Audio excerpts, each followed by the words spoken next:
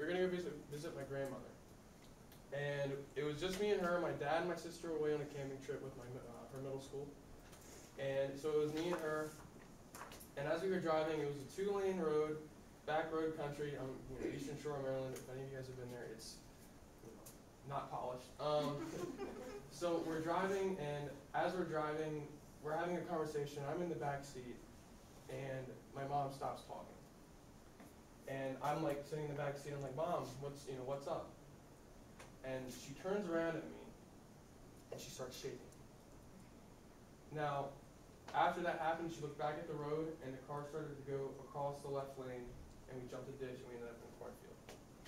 Now, my mom has epilepsy, and if you guys know what that is, that just means she suffers from seizures. Not the ones where if you flick the light, she'll get one, but she'll just get some every now and again. And I remember this day ever since it happened. I was in 5th grade. It was terrifying. Luckily enough, we ended up in a cornfield, and the owner came by and called 911 because I had no idea where we were.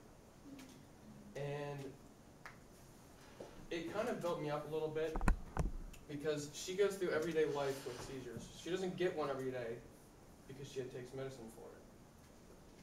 But she goes through everyday life having seizures. Whenever it happens, if she forgets to take her medicine or doesn't get her prescription filled, it could happen. That was the one thing that got me a little irritated when it happened, is because her doctor who prescribed her medicine a week earlier had said, you haven't gotten a seizure in a while. We should lessen your dose. And that caused it to happen. So she's given me a lot of hope and strength through the years, just by showing me that she has seizures from time to time, and my dad's seen her have some before too. And she goes through everyday life, and she makes dinner for us. She's the mom of the house, obviously, and she doesn't ask for help. She deserves more help. That's my fault though. And she gives me so much strength, and she knows that no matter what you're going through, you can get through it.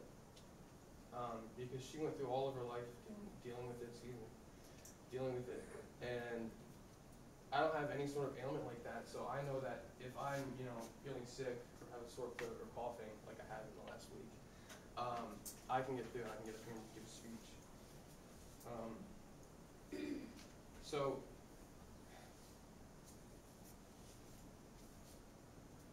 one thing about my mom is that she's a choir director at my middle school in town. So she's obviously a decent singer. I'm not, so don't ask me to sing anything.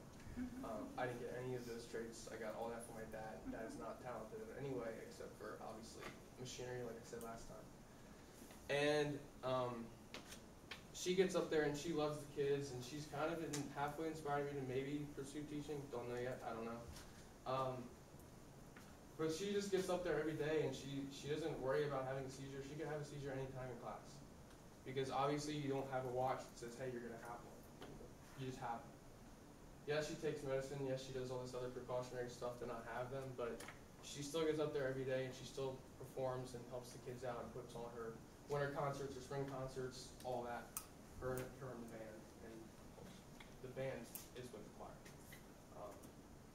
But she influences me in a lot of ways to just get through life no matter what you're going through. And she just shows me a lot of courage in that way. And I'd like all of you guys to, no matter what you're going through, you realize that you can get through it. Obviously, some things are a lot greater and harder to get through, but no matter what they're possible to get through. So that's it. 422.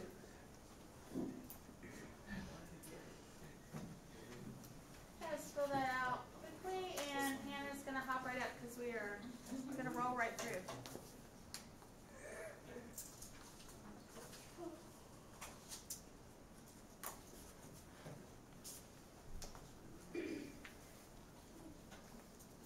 Ready? Yep. Okay. It was a really exciting day for me. We were having our first meeting to go to France, and we were all just like talking about where we wanted to go and like what we were gonna see and like the different kind of foods we would try and stuff. And my French teacher, Mrs. Campbell, kind of like pulled us all together and got us to pay attention to her. And and she went over some like simple rules first and like details of the trip. And after that, like one of the first things that she brought up was, hey, we need to like do a devotion every day, like while we're on the trip. Before we start our day, before we like get into the group of things and like start going places, we're going to just dive into the Word and learn more about God on this trip. And once we got to France, she didn't just like talk the talk, she walked it. And she made us like every day we got on the bus and we would do a small devotion and we would pray. And it was awesome because there were kids there that weren't saved, and there were kids that weren't from our school. That I went to a Christian school, but they weren't from Christian schools and stuff. And not saying that they weren't saved, but we just were able to set an example for them, and just show them God's love. And they saw that, and they saw us pray and everything. And that was all Miss Campbell and like her suggestion to do that and like let us do that. So today I'd just like to recognize my French teacher, Mrs. Campbell. She's just had a great impact on my life and on other people's lives. Some background about her, she was my French teacher for 2 years in 10th and 11th grade, and I also spent almost like 2 weeks with her in France. So we've gotten to know each other really well, and she's just an amazing, godly woman.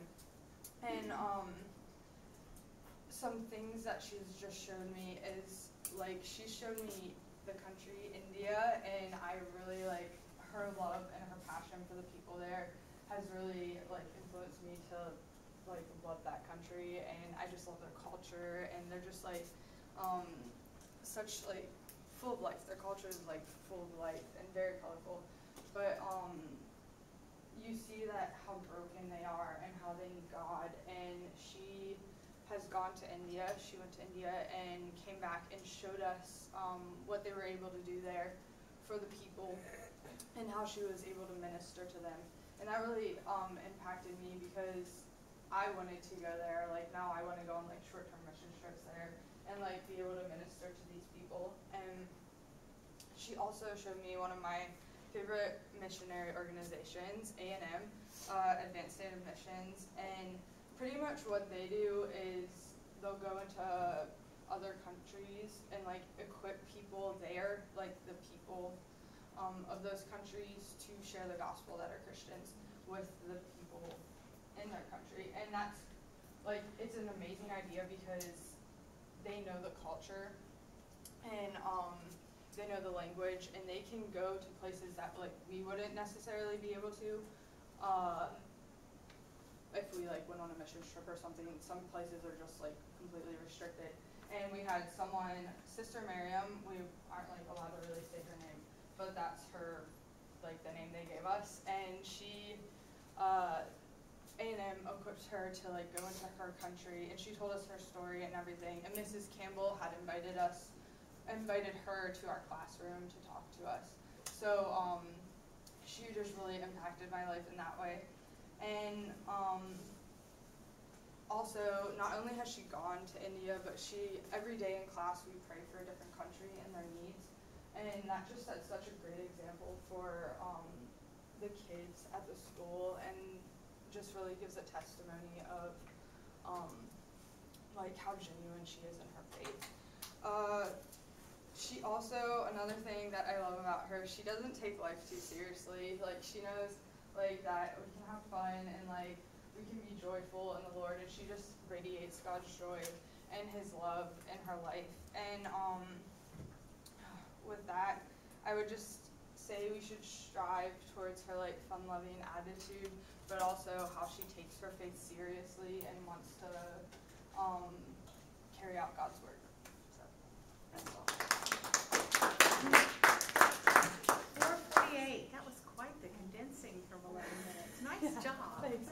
I cut some stuff out, but Hey, but you managed to get all your points in. 4:48. did I did them in order. Yeah, you got 5 little check marks. So we threw in a little bit about each one, and you still stayed in order. So good. Thank you. I was a little scared when you said 11 minutes. Yeah, I was too. I was really ready for your friend to like start drugs. To be like, throw it down.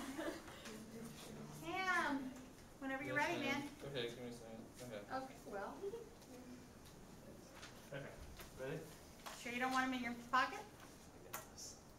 Okay. Alright, let's go. Alright, so there I was, 9 years old. I'm in the lobby, and we are at Animal Kingdom in Orlando, like the greatest place ever, Disney World. And so my parents, like, Cameron, here's your card. You know those cards are like flame passes you get to swipe in your rooms for the hotels or whatever? Well, I got one. I was like, these are for adults. I was like, I got one. It said Cameron A. Ganino, age 9, a child, I think. And I was like, child? And then I looked at my brother, he's 2 years older than me, and I was like, Keenan G. Ganino, adult. You know, age 11, adult. It's like, swipe, I want his. And so we get to our room, swipe in or whatever, and you look outside and there's giraffes and like gazelles and like, because it like circles this like animal thing. It was like, it was so cool. And then the next day we go to the park and hit Goofy's Barnstormer, who could forget Space Mountain. Oh, you gotta ride the monorail. You can't ride it like straight up in the back. You have to be in the front, because if you don't, it's not cool. And we went to Magic. Did we go to Magic? No, we went to the castle. That was cool. That's fun. And then afterwards, after a fun day of goofing around at Disney, we went to Downtown Disney, which is where all Disney makes its money. It's the mall. Yeah. So I'm sure there's a lot of cool like stores, but me and my brother, we just saw the Lego, the big, you know, the Lego, like the Lego place. Well, we were into Legos, little Star Wars or whatever, so we went in there, and it's so awesome because they have the Lego sets your local Toys R Us doesn't have, and so we're like drooling over all these great things. So we didn't get anything because we were broke. But then we went to Rainforest Cafe, which we knew people there at the time, so it was really cool. Good food, but they have like mechanical monkeys and light sounds, and I didn't like that. I was scared to death. That was crazy. But that was just a day. That was the story. But like why it's so great, why Disney is so good, is because it's just they see you. Like that card, they didn't have to do that, but to me that was big. It made me feel like an adult, and I was like, I'm a big boy now. And like, so it's just they think about you and they see you, and everything is spot on. It is like they don't miss anything, and so like just seeing that is just really cool. And Disney's a great place, and the impact that Disney has left on like me. I mean, obviously, it's a great place. Like I'm talking about it, it's a great thing. But like, I mean, Sam, how has Disney impacted your life? In any way? Pretty awesome. Okay, all right. What about you, Rachel? What do you think? Yeah. Yep. Joy. Yeah. So like, I mean, you can ask anyone. You can ask anyone here, and has Disney impacted your life in some way?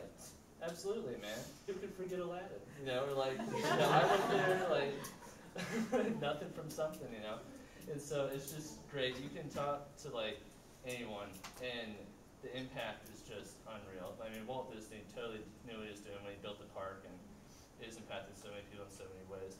So, just from, I don't know, at the end it said you have to do the emulation or whatever to tell why it's so great. I mean, I don't know what else I could say. I mean, what's the saying? It's the happiest place on earth or something like that. I mean, and as a child, it really is. And like people, kids beg their parents to go there, and there's a reason for that. And it's a great place. So that's it.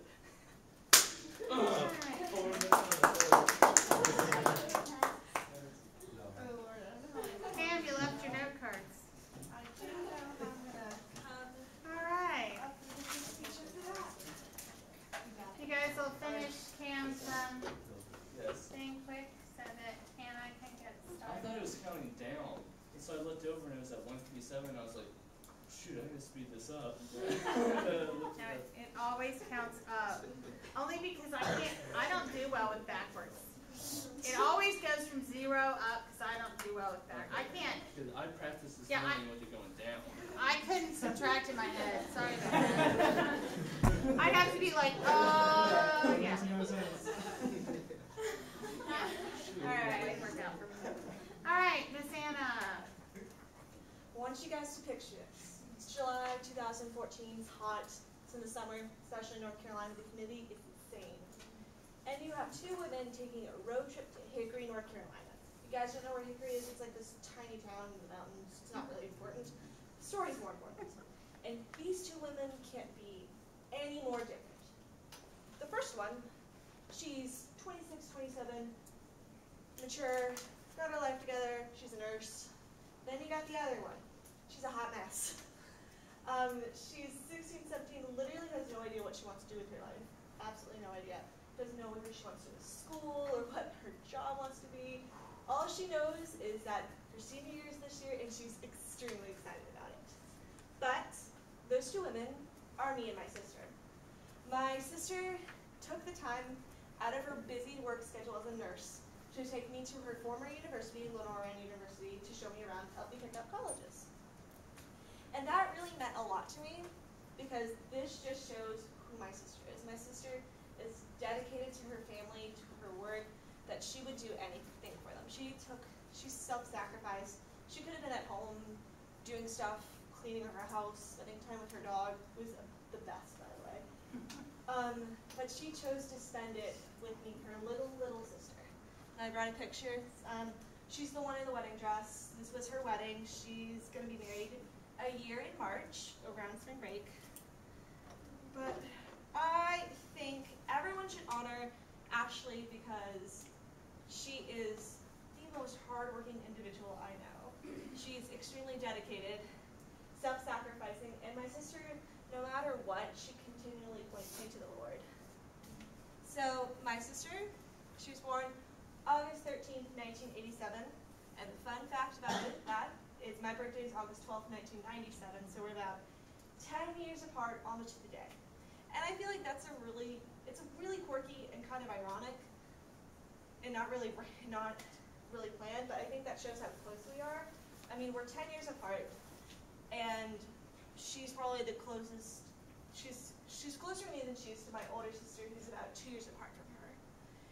And I don't have great stories when she was a kid, but I have great stories of what I remember her as. She was bossy. Just bossy. I thought she was mean. She told me to eat my vegetables and do my homework. And I just wanted to go play with my Barbies. Let's be real, guys.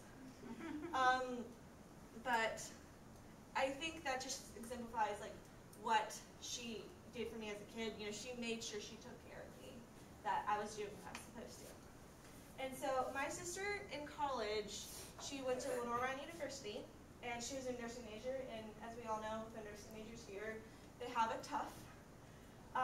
But she was an RA for 3 years. She was in a sorority, and also my sister fought and beat thyroid cancer in her junior year of college.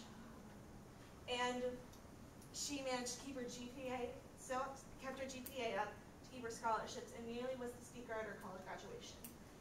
That just really exemplifies what my sister is. But the impact she's had in my life is that while in college she was saved, and ever since then, she's really continually pointed me to Jesus. You know, she was like, Anna, Jesus, you gotta guard your heart from boys because you gotta find a God-loving man or else the rest of them will break your heart. That's probably the big piece of advice that's really stuck out to me, is because I feel like we go on Liberty, it's like, ring by spring, and all these boys, and at least to me. But I think if she hadn't done that, I don't think I would be standing up here today at Liberty University at a Christian school presenting this to you guys. She's run my butt on my schoolwork, on anything, cleaning my room, and I think that just shows how much she cares, that she wants me to be the best I can be. She wants me to be my full potential. My sister, she danced through her senior year of high school, which I also picked up dance, but she was always really there for the important things in my life, not just dance recitals. She did my hair for dance recitals, my makeup. She was there for all my graduation, where she lived in South Carolina. And I think everyone should be hardworking like Ashley's because it helps you get stuff done. It helps you be a better person being hardworking. But you only have to use that if you don't have the Lord with you. Yeah. And that's it. 4:55. Liam, hop up. We are Rolling through these. Great job, Anna. Sounds like a neat person. She's great. She's coming second weekend in April for a 31 party. Oh. Small plug.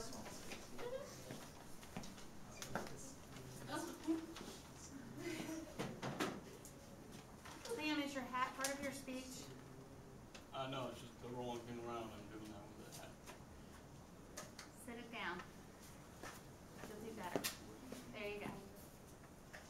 There you go. Much better. Much better.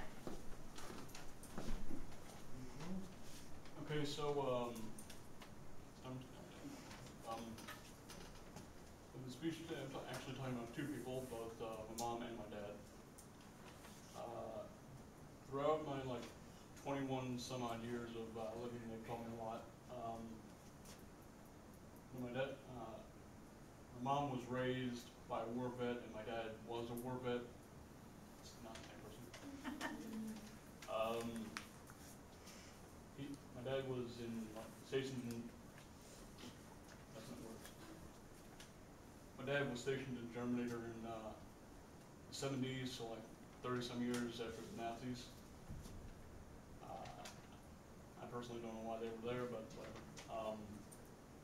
But yeah, no, they taught me a lot. So for a story, back when I was a lot younger, about this tall, we were going to visit my mom's side of the family over in Illinois, and we were boarding a plane to go over there because from New Jersey to Illinois, that's a long trip. And back then, I was terrified of flying. I just couldn't do it. But while we were on the flight, my mom helped me, or told me something that to this day still helps me with getting over fear. She taught me to repeat the one Bible passage in my head. Though I walk through the valley of the shadow of death, I shall fear no evil. And that verse to this day helps me get over any psychological fear I might have. My dad taught me hard work and patience, because no matter how many times I mess up at school, he still has my back and helps me. And time's in my head.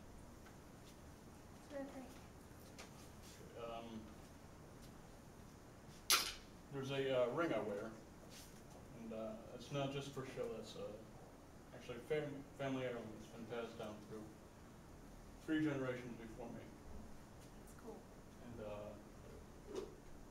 my grandfather put a lot of emphasis on honoring this ring, and my dad just told me to keep passing it down. Just be chill about it, all that. But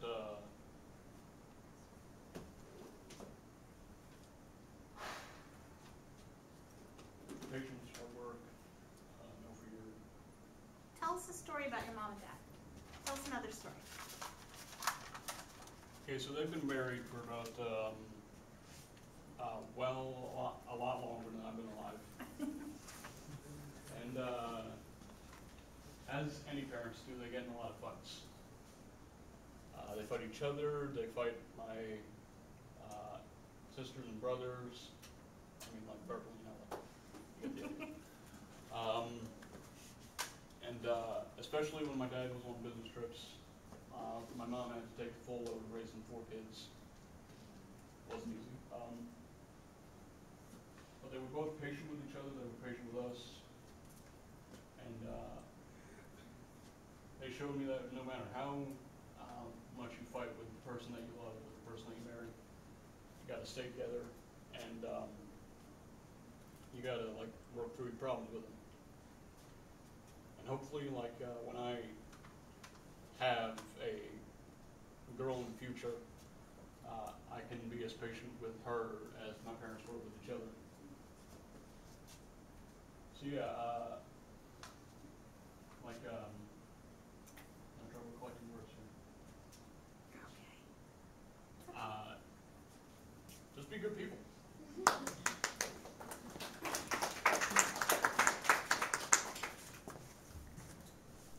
4:15.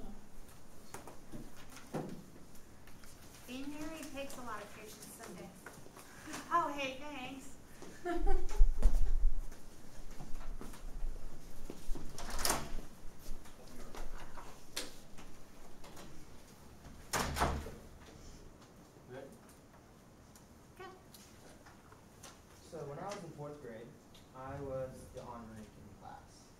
And I wasn't really quite the class clown, I wasn't quite the teacher's pet. And one time, we were doing an honor assignment in class, and I had a question. So I did what a fourth grader does when they have a question in class. I got up and I walked over to the teacher's desk. She was talking with another student, and she looked up and she asked me, "How can I help you?" It was then that basically the reason I'd gotten up left my head completely. To this day, I still don't know why I got up and what I wanted to ask her. What I do know is that the correct response, when you have forgotten why you got up to talk to the teacher, is to say, "I forgot," and then walk away. What I did was think, "Oh, I'll make a joke. She'll find that funny, and then I can go sit down."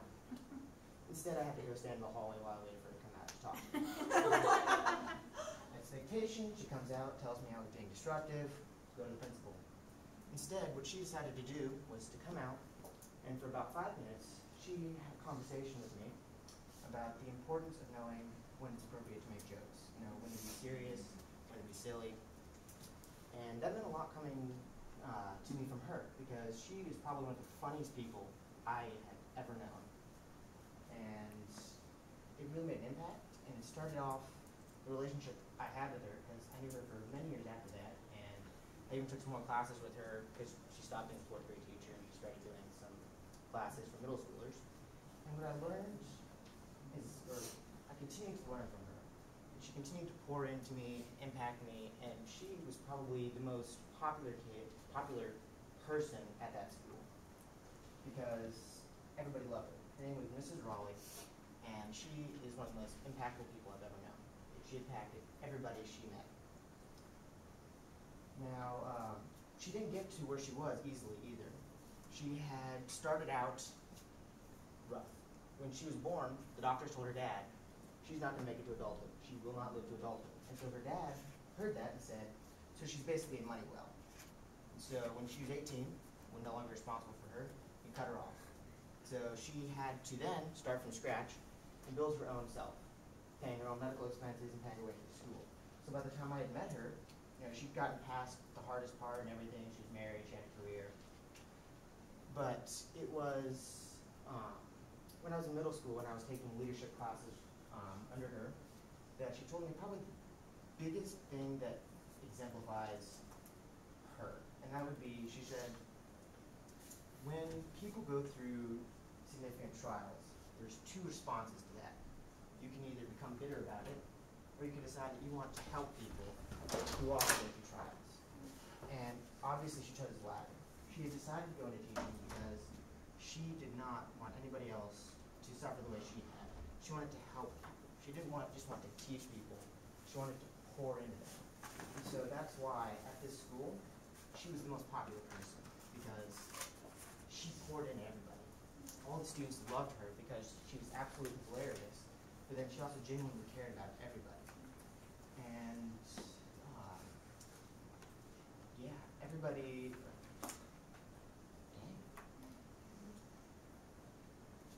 I have to look at the clock. Where was I? Oh, yeah. So the impact that she had, or the quality I want to emphasize in her life, was basically the fact that she had decided that she could use her ordeals to help other people. She decided that when life swung at her in ways that she was not prepared for, that she was going to, instead of becoming bitter about that, she wanted to help other people. She wanted to pour into people, and I was one of those people that she ended up pouring into. She genuinely cared about every single student that she ever had, and it allowed her to have impact among a lot of people. And so, kind of, as I was thinking about what quality of her I wanted to talk about, it made me come to the idea that how often do we go through life and actually think about, how am I going to pour into other people? How am I going to impact people? And that's exactly what she decided to do for her entire career, is simply impact people. I'm done. 443, sounds like a fabulous teacher. Pay, you're up.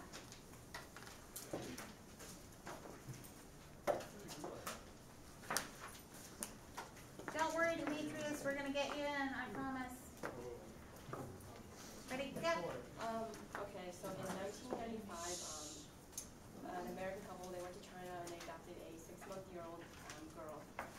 they loved her, and as soon as they picked her up, my mom got the overwhelming feeling that they were going to come back for another girl, and she was right. So in 1999, they went back to China and they adopted another girl. She was 3 years old, and when they applied for the second child, they applied for a 5-year-old, so she was going to be older than the first girl that they adopted. But instead, some miscommunication happened, and they got a girl that was younger than the first girl, so she was 5 months younger than the older girl. When they loved each other, they all got together. When they got back to the States, they felt like a real family, and the girl, she transitioned well. Of course, her first word that she learned was no, like every other child. I wanted to just give a tribute to both my parents, my mom and dad, Sue and Bob. And instead of being like a child that they wanted the older girl, they got me. So it was like a really good impact on me, because knowing that even though that they could have said no, we want another girl, they kept me. So I wanted to thank them for giving me an opportunity to have a life beyond the orphanage walls, and to give me a new hope and a new life that I could live out, and to instill godly values in me. And if I was still there, I would have never known God, because over there they don't really believe in God or anything like that. So my father was born and raised in New Jersey, and so was my mom. My mom has been the biggest impact of my life out of both of them. She's always been with me and by my side through all my hard times. And sadly, my father passed away when I was 10 years old, so in 2005. He passed away from lung cancer. He had cancer 3 times. The first time it was non-Hodgkin's lymphoma, and the second time was squamous cell carcinoma.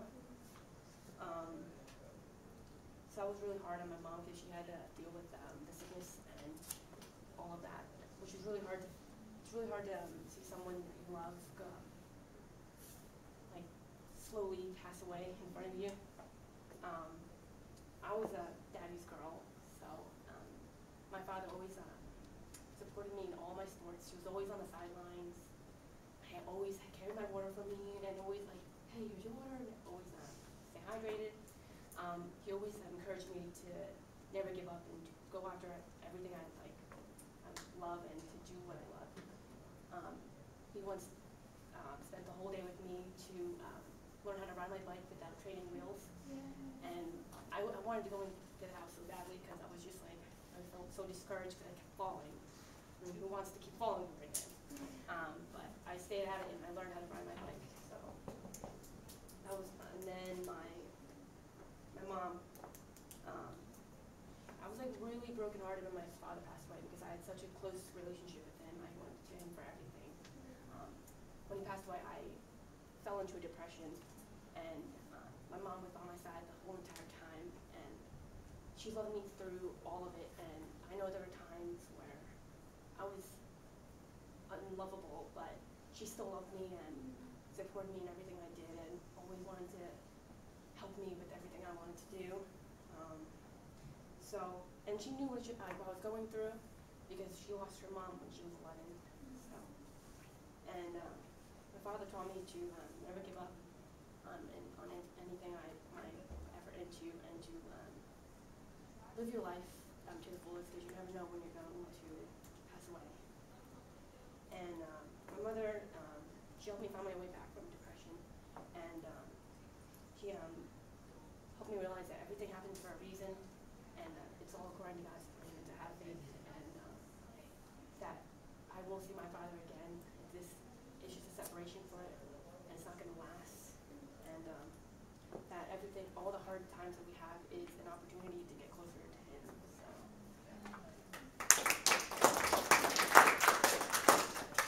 It was like 4:59. I didn't stop it. I was busy.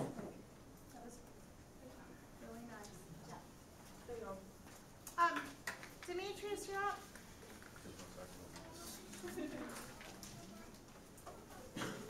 Okay, ready?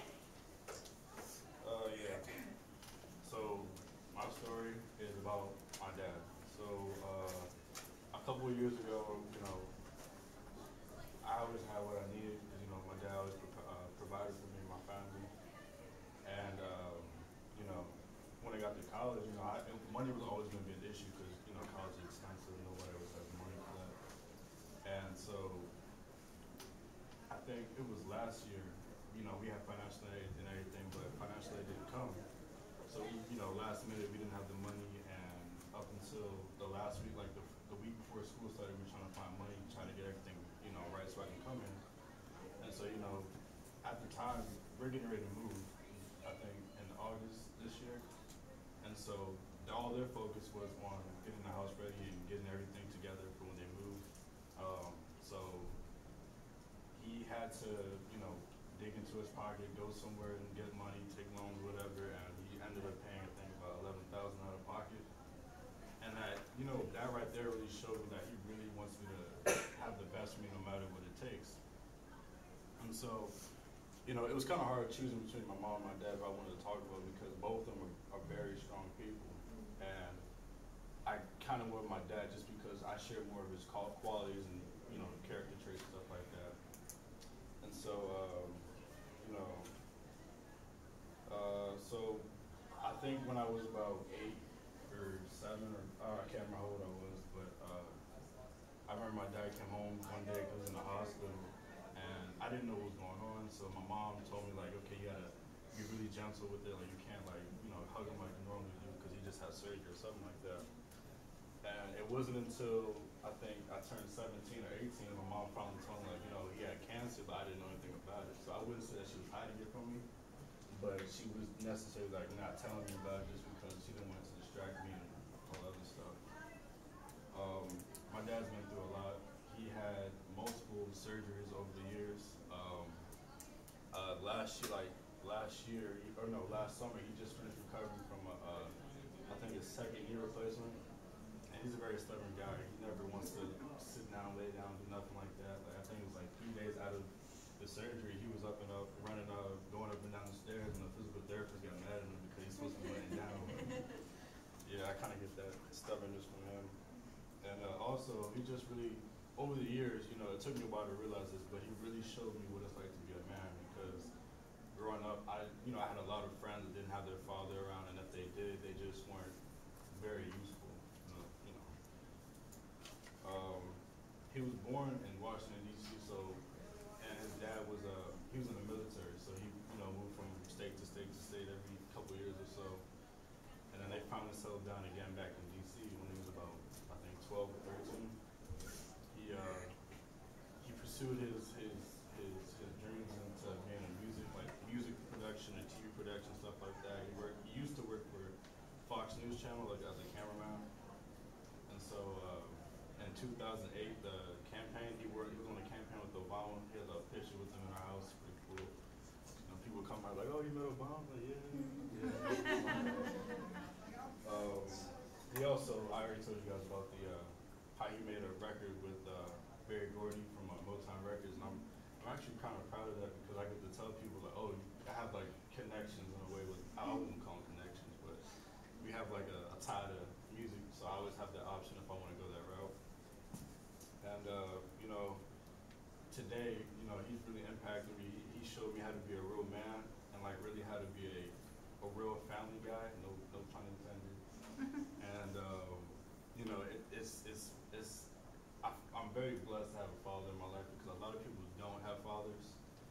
And he just showed me that you really have to be strong in whatever life throws at you and stuff like that. And what I want to leave you guys with is never give up because you never know who's watching and you never know who's really looking up to you. Nice. 429. Nice job. You guys will stick those in the order of the speakers, and you can make me a stack right there on the corner of the table as you leave.